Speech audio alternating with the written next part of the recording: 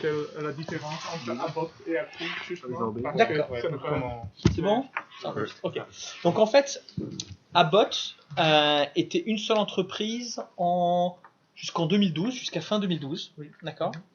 Fin 2012, Abbott a fait un choix, je dirais, stratégique, qui était de séparer deux entreprises. D'un côté, AbbVie, dans lequel ils mettaient les produits biopharmaceutiques récents, c'est-à-dire qui étaient encore sous brevet, et le pipeline de molécules à venir, et de mettre de l'autre côté dans Abbott tout ce qui était medical device, donc les stents, les valves, etc., ainsi que les vieux produits, ceux qui avaient déjà perdu leur patent, et de séparer les deux entités pour plusieurs raisons.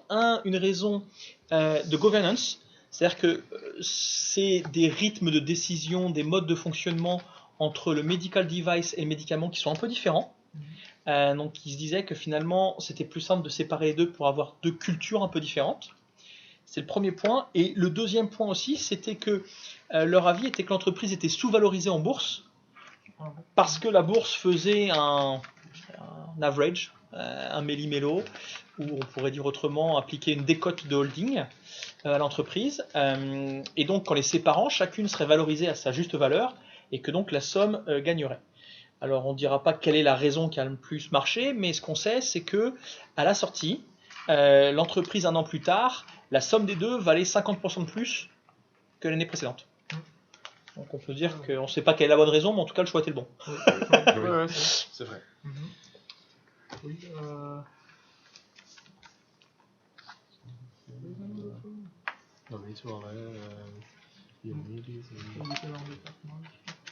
Ah ouais, pouvez-vous nous donner plus de détails sur la structure de l'entreprise, donc les différents départements, comment ils fonctionnent, comment vous communiquez Alors, ouais. là-dessus, vous allez avoir à gérer, quand j'ai vu pas mal de questions sur ces notions-là, toute la question est qu'est-ce que vous appelez l'entreprise?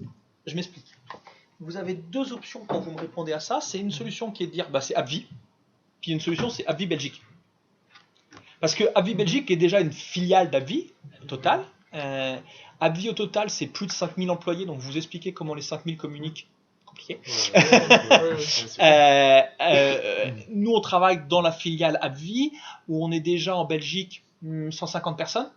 Donc déjà, expliquer comment on est organisé à 150, c'est déjà quelque chose. Alors après, bien sûr, il y a une organisation mondiale que je peux aussi vous expliquer, mais je pense que voilà, expliquer les deux, c'est deux choses différentes.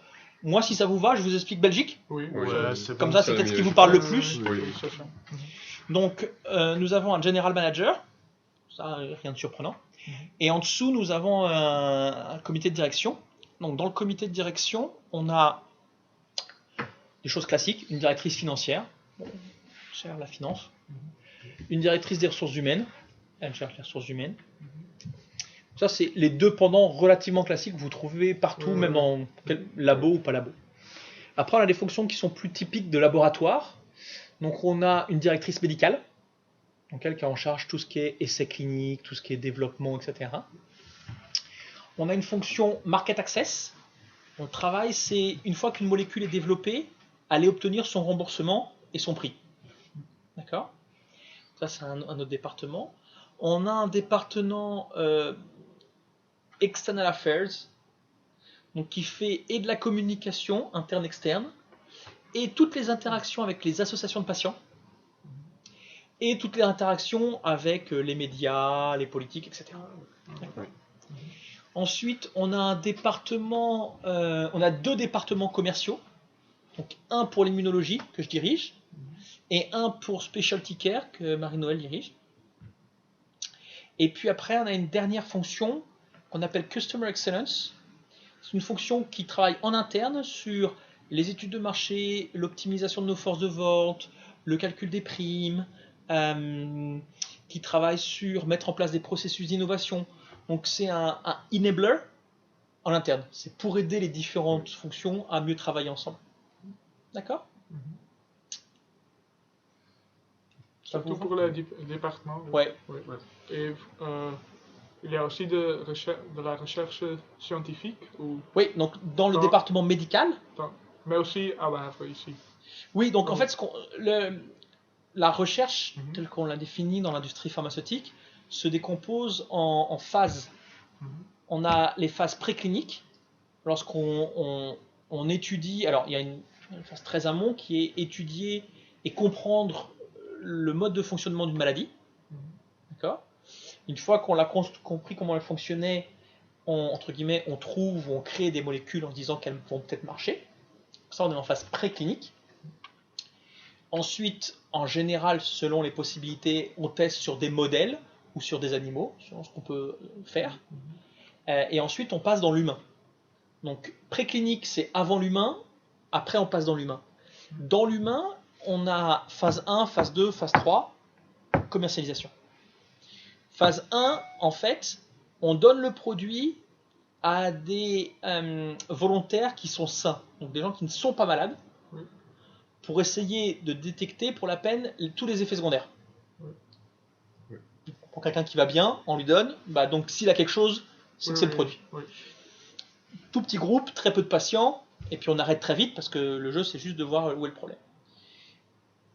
Le deuxième tour, on le donne à des patients, petite population, pour essayer de voir si c'est efficace sur la pathologie et entre autres à quelle dose c'est efficace. Donc on essaie de trouver une dose qui est efficace mais qui ne crée pas trop d'effets secondaires. Dans cette étude-là, on ne met pas beaucoup de patients, mais quand même, on essaie de trouver la bonne dose. Et une fois qu'on a trouvé la bonne dose, on fait l'essai de phase 3, où là on essaie de mettre beaucoup de patients, dans la bonne indication, avec la bonne dose, et on essaie de montrer que le produit est en effet efficace, plus efficace, etc. Et c'est avec les données de phase 3 qu'on va aller voir les autorités pour être enregistrées, puis être remboursées.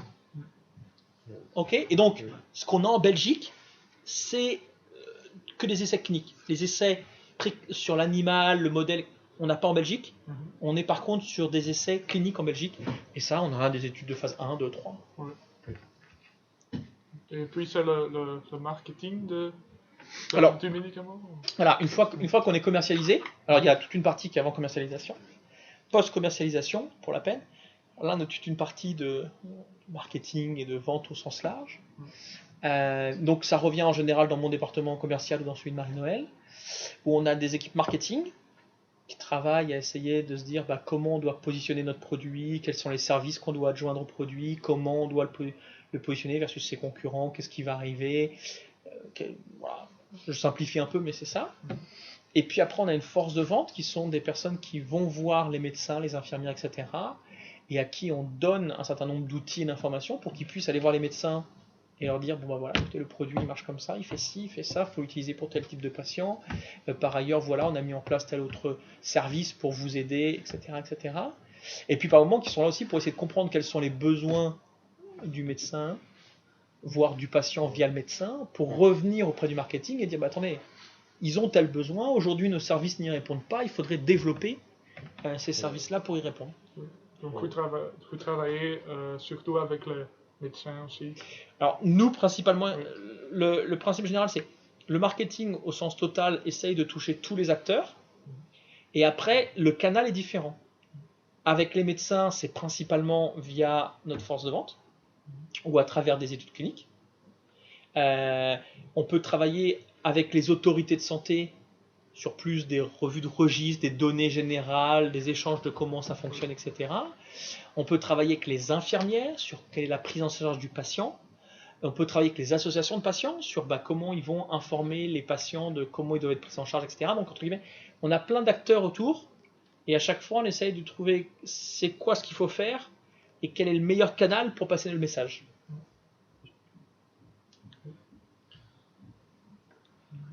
Als je al gaat vragen wat, zeg maar zo. Investeren of ja, Ze zitten op de beurs, dus ze halen kapitaal op de beurs. Misschien echt al, kelktyp, weet je, maar echt voorbeelden of gaan ze niet kennen? Wel, ik kan.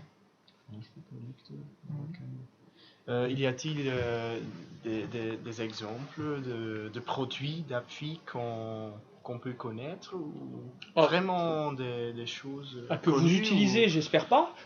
Non, mais alors, les grands produits d'appui. Alors, Il y en a un qui n'est pas le plus connu, mais qui est très très utilisé, entre autres en Belgique. C'est Severine, qui est en fait un gaz qui permet d'anesthésier. Donc si vous êtes au bloc opératoire et que vous êtes anesthésié via un gaz, à 95%, vous avez déjà pris un produit à vie. Sur le premier. Donc après, c'est à vous de voir si c'est votre expérience, mais en tout cas, ça touche beaucoup de population. D'accord. Donc on a une partie anesthésie qui touche beaucoup de population. Après, si je prends les autres pathologies qu'on traite chez AbbVie, on va toucher beaucoup moins de patients. Donc après, je vais d'abord là-bas, puis après je reviens ici. Donc là-bas, l'anesthésie, on a un produit dans le sida, mais qui est aujourd'hui relativement peu utilisé. On a un produit. C'est quoi le sida? HIV, AIDS. Ah sida. oui. Oui, en français on dit, on Ah, tourne autour, oui, on dit ah, sida. oui. Et donc dans le sida, donc oui, on a un produit chez les prématurés. Donc quand l'enfant naît trop tôt, il y a des risques respiratoires, et c'est un produit qu'on va lui injecter entre guillemets pour limiter ces risques à développer plus tard des maladies cardiovasculaires ou respiratoires. Mais donc voilà, petite population. On a un produit dans la maladie de Parkinson. Ok. Où grosso modo, ce qui se passe, c'est donc les gens tremblent et ont des décalages, etc. En général, on leur fait prendre des cachets, c'est la lévodopa, qui permet de stabiliser la lévodopa dans le corps et donc de limiter tous ces écarts. Ce qui se passe, c'est que certains métabolismes et certaines personnes, quand ils sont très atteints, entre guillemets, ça fait ça. J'ai envie de dire, ça monte très haut, ça descend très bas, et prendre 3 cachets par jour, ça fait qu'il y a 3 vagues. Oui. Et donc, pour les gens qui sont très atteints comme ça, on a une sorte de mécanisme avec un tuyau qui rentre directement dans l'humain et qui injecte régulièrement de la lévodopa dans le corps du patient, ce qui fait que pour la peine, il a plus ces vagues, il a quelque chose de tout à fait constant. Et donc, stabilisation. Il est complètement stabilisé. Donc voilà. Donc on a tout fait là-bas. Alors il y a un produit qui va arriver, qui est dans l'hépatite C. Ok. Et qui est donc, mais qui va arriver, donc on ne commercialise pas encore. Et puis après, il y a donc le produit dont je m'occupe, Mira, donc le plus gros produit du marché pharmaceutique belge, et donc qui traite la polyarthrite rhumatoïde. Ça vous parle pas, ça? Non, pas vraiment. Okay. Alors grosso modo, c'est une maladie qui arrive en général plus âgée que vous, heureusement, qui est une détérioration de toutes les articulations. Les genoux, les coudes, les doigts, les pieds, etc. Et où en fait, vous voyez des gens qui ont d'abord les articulations qui se déforment, et en plus, ils perdent la capacité à plier, déplier. Ik denk reuma of artrose eerder voor ons. Et donc, c'est des gens qui typiquement ne savent plus ouvrir une boîte de conserve. Voilà. Donc, ça, vous avez la spondylarthrite ankylosante. Ah oui, vous apprenez des mots techniques là. La spondylarthrite ankylosante, je vous rassure, hein, même un Français ne sait pas ce qu'est la spondylarthrite ankylosante. Donc, c'est pas une question de langue. C'est le même principe que ce que je vous ai écrit, mais au niveau de la colonne vertébrale. Donc, c'est-à-dire que le dos de la personne va se retrouver être bloqué. Et en général, ce que vous voyez, c'est des gens qui, jeunes, se tenaient droit, finissent par se tenir complètement comme ça, et avoir des mal de dos très conséquents. Et alors, le mal de dos peut être soit mécanique, c'est-à-dire que j'ai mal parce que j'ai du poids et mes vertèbres sont pas en grande forme ou quoi que ce soit inflammatoire, et là, c'est... en fait, toutes les maladies que je suis en train de décrire, c'est le même principe, c'est le système immunitaire qui attaque le propre corps. C'est votre système immunitaire qui vous attaque, donc polyarthrite rhumatoïde là, spondylarthrite ankylosante, maladie de Crohn, donc ça c'est le même principe, c'est la maladie qui attaque soi-même, mais au niveau de l'intestin. Donc pour la peine, il va attaquer la paroi abdominale et ça va saigner, et on finit par couper à la fin, etc. Colitis séreuse, la même chose mais dans la suite.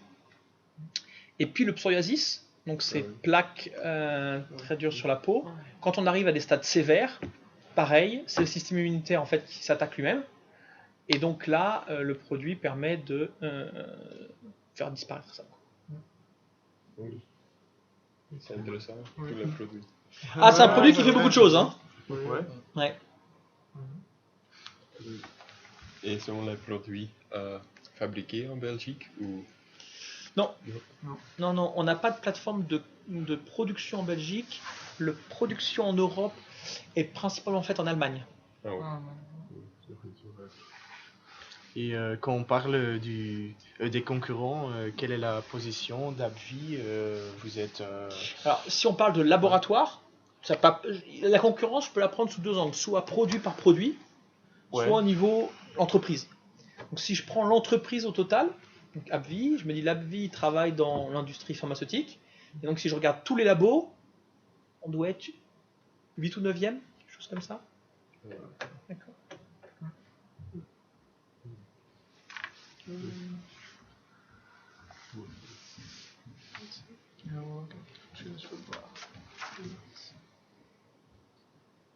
C'est vrai que dans le marché belgique, il y a un quota de les produits tu peux vendre. Alors, c'est assez la question est assez, la réponse est un peu compliquée, parce que comment expliquer? Il y a plusieurs phénomènes de régulation qui existent. Le terme quota déjà, il existe, mais pas exactement pour ça. Il existe pour dire que si je suis un médecin et que je prescris des médicaments, jusqu'à là pas de souci, je vais recevoir de la part des autorités de santé un chiffre. On va me dire voilà, il faut que au moins 60% de tes prescriptions soient faites avec le médicament le moins cher de sa classe. Donc par exemple, si je traite le cholestérol, j'ai le choix les statines, c'est tous les médicaments qui vont traiter le cholestérol. Il y en a un certain nombre qui sont moins chers que d'autres. Ceux qui sont dans le panier les moins chers, il faut qu'au moins à 60% de mes patients, j'ai prescrit un de ceux-là. D'accord? Donc ça, c'est les quotas. Donc ça existe dans une certaine dimension. Et ça, c'est les médecins qui reçoivent un quota, ce n'est pas les laboratoires pharmaceutiques. D'accord? Après, au-delà de ça, on a certains produits dans lesquels, lorsqu'on négocie notre prix avec les autorités de santé, les autorités de santé nous disent « Ok, je suis prêt à vous donner tel prix pour tel produit, mais en même temps, je ne peux pas gérer une explosion de mes budgets. Donc, est-ce qu'on peut se mettre d'accord que si vous dépassez tel chiffre d'affaires, vous continuez à fournir le produit, mais gratuitement ?» D'accord? Donc ça, c'est un peu plus l'idée que vous décriviez, mais ça ne s'appelle pas quota. Et ça se fait produit par produit. Après, il y a une troisième chose qui existe, c'est qu'au-delà de ça, les autorités de santé, pour gérer leur budget vis-à-vis de l'industrie pharmaceutique dans son total, a négocié une clause qui est de dire, voilà, en chaque début d'année, on va essayer de prévoir, entre guillemets, nous en tant qu'autorité, ce qu'on est prêt à dépenser. Alors voilà, il va y avoir tel produit qui arrive, telle maladie qu'on sauve, tel produit qui va perdre son brevet, donc on pense qu'on va dépenser tant. Et on se met d'accord que tout ce qui dépasse, il y en a une bonne partie que je vais récupérer en vous taxant. Et donc là, c'est sur l'industrie au total. Donc il y a plusieurs couches de quotas, entre guillemets, mais cette dernière solution s'appelle la sales tax, donc la taxe qui va avec les ventes, mais elle n'est pas liée à un quota en tant que tel. C'est juste que chaque année, ils disent, ben voilà, cette année, on pense qu'on va faire à peu près tant. On est d'accord, quoi?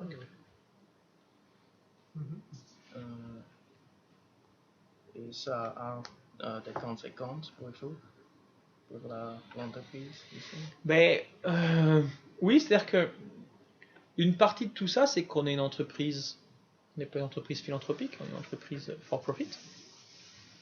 Donc à partir de ce moment-là, il y a toute une logique d'investissement et de retour sur investissement. À un moment, si il devient plus intéressant pour la maison mère d'investir dans un autre pays que la Belgique, parce que quand j'y investis, je récupère plus qu'en Belgique, parce qu'en Belgique, je suis extrêmement taxé, par exemple, okay. Ben, donc je vais investir moins en Belgique. Et donc forcément, tous ces mécanismes-là ont un impact d'une certaine manière. Alors après, vous dire tel mécanisme a exactement tel impact, c'est impossible, mais la somme de tous ces mécanismes a un impact. Je prends un exemple. Hein. Aujourd'hui, l'ensemble des industries pharmaceutiques ont fait une analyse qui est de regarder les produits qui sont enregistrés auprès de l'Europe. Si je regarde 2 ans plus tard, est-ce qu'ils ont été remboursés dans le pays? D'accord? Et il y a des pays qui ont tout remboursé au bout de 2 ans, et des pays qui ont... Il y a un ranking en Europe. Okay, la Belgique est au même niveau que la Slovénie. D'accord? Ouais. Donc certes, 2 ans plus tard, il y a moins de 50% des choses qui sont remboursées. Vous doutez bien qu'en tant qu'industrie, quand je regarde ça, bah, si un pays comme l'Allemagne rembourse peut-être 90%, bah, si je dois investir, je vais plutôt investir un peu plus en Allemagne. Et donc toutes ces choses-là ont un impact, oui. Après, vous décortiquez quel est l'impact de chaque clause, c'est pas possible à faire. Vous avez des partenariats ou des partenaires pour fabriquer des médicaments ou pour il y a des autres entreprises qui font un petit Alors, quelque chose pour vous, par exemple les activités Hoe zeg je dat? Ondersteunend. Des projets avec. Ouais, des projets autres- avec des autres entreprises, mais aussi des activités que vous ne pouvez pas faire. C'est trop outsourcing. cher, outsourcing, c'est trop Alors, cher pour vous, mais il y a plusieurs logiques. Il y a des logiques d'outsourcing. Typiquement, une partie de la comptabilité est outsourcée en Pologne. Donc ça, oui, il y a une certain nombre de choses. En général, c'est pour des gains de coûts. C'est assez évident. Production, comme on ne produit pas en Belgique, j'aurais du mal à vous répondre de comment on produit avec d'autres parce que c'est fait en Allemagne et je m'en occupe pas du tout. Maintenant, il y a un certain nombre de... Alors, il y a des choses qu'on outsource pour des raisons financières, il y a des choses qu'on outsource pour des raisons légales. Je prends un exemple. Aujourd'hui, on propose aux patients qui utilisent Humira, dont je m'occupe, d'avoir une infirmière qui va venir à domicile pour expliquer comment injecter le produit. Jusqu'à là, pas de souci. Le point, c'est que les laboratoires pharmaceutiques, légalement, n'ont pas le droit d'aller auprès d'un patient pour leur parler d'un produit. Parce que sinon, ça pourrait être de la promotion. On n'a pas le droit de promouvoir le produit auprès des patients. C'est pas légal en Europe. Par contre, j'ai le droit d'embaucher une entreprise tierce pour aller voir ce patient-là. Et parce que l'autre chose que je dis, c'est que je ne dois pas récupérer de données nominatives. Donc forcément, si j'ai un employé qui voit un patient, il y a un échange nominatif. Donc je peux passer par une société tierce pour aller voir mes patients, pour aller les former sur comment s'injecter. Et dans ces cas-là, je dois mettre dans mon contrat qu'est-ce qu'ils peuvent faire, entre guillemets, qu'est-ce qu'ils ne peuvent pas faire, pour être sûr qu'ils vont respecter mes contraintes légales. Et par ailleurs, je peux leur dire derrière, ok, ça vous pouvez, etc. Et je ne veux pas savoir quel patient vous avez eu. Parce que moi, je ne veux pas, je n'ai pas le droit de le savoir. Donc, entre guillemets, la seule chose qu'ils nous disent, c'est ce mois-ci, on a vu 325 patients. Ok. Mais je ne veux pas savoir le détail. Et donc, on a pas mal de projets dans l'industrie pharmaceutique où une question, c'est l'anonymisation de la donnée. Et donc, à chaque fois qu'on a ces données-là, le laboratoire ne veut pas porter le risque d'avoir ces informations-là. Et donc, on utilise un third party à qui on envoie toutes les données et eux nous envoient, entre guillemets, que l'agrégation et pas la donnée nominative. Donc là, on utilise souvent beaucoup de partenaires.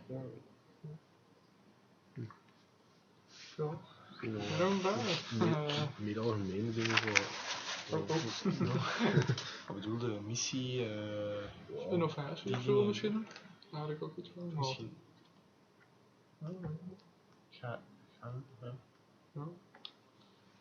Quelles sont votre expectations de l'avenir? Pour Abvi, pour Humira, pour moi, pour... Oui, vous pouvez choisir. je sais pas, c'est à vous de voir. Ou le résultat dans l'avenir. Le résultat de... Oui, le chiffre d'affaires, Ah. les ventes. Alors, le chiffre d'affaires, il est en augmentation, très bien. Ouais. À la fois d'Humira et de la filiale. L'année prochaine, encore un petit peu moins, mais encore un petit peu en augmentation, oui.